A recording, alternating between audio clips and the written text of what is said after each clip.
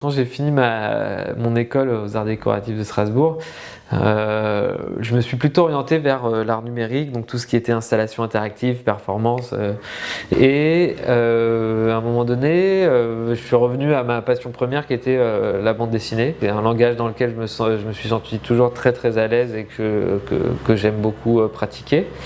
Après mon deuxième livre, je me suis dit que j'avais pas envie de rentrer à nouveau dans un an ou deux de concentration principale sur un même sujet. C'est comme ça que j'ai commencé à faire plusieurs histoires courtes pour différents magazines. Ces magazines là qu'on appelle MOOC, parce que c'est un mélange entre magazine et book, donc c'est souvent des beaux magazines. Il y a eu par exemple Portrait, Citrus, il y a eu Muse aussi qui est un magazine plus féminin mais qui était intéressé par une de mes histoires, et 21. Et là-dessus en fait j'ai travaillé avec ma compagne Gladys Mariva qui est journaliste, et on a travaillé ensemble, c'est-à-dire qu'on a vécu les choses ensemble. C'était lors de différents voyages qu'on a fait, et comme elle est journaliste aussi, c'était assez intéressant puisqu'on avait tous les deux la même démarche. On avait ce même désir de rencontrer des gens et cette curiosité de leur culture et de ce qu'ils avaient à nous dire. Malgré les tensions, malgré ce qu'on peut entendre dans les médias qui vont être que en Hongrie, il y a Orban au pouvoir, donc on pourrait se dire potentiellement que tous les Hongrois sont des fascistes, et c'est ce qui n'est pas du tout le cas.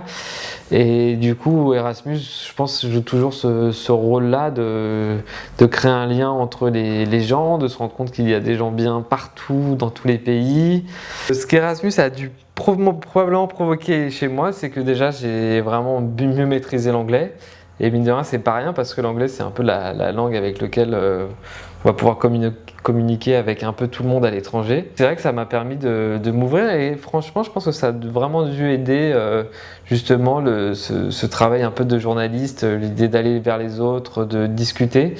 Le fait de se rendre compte en fait que on est tous un peu pareils, qu'on peut aller vers les autres, qu'il y a vraiment de la convivialité à partager des moments, c'est des choses que j'ai dû me prendre plaisir à reprendre, réutiliser lors des voyages et des rencontres pour mes reportages.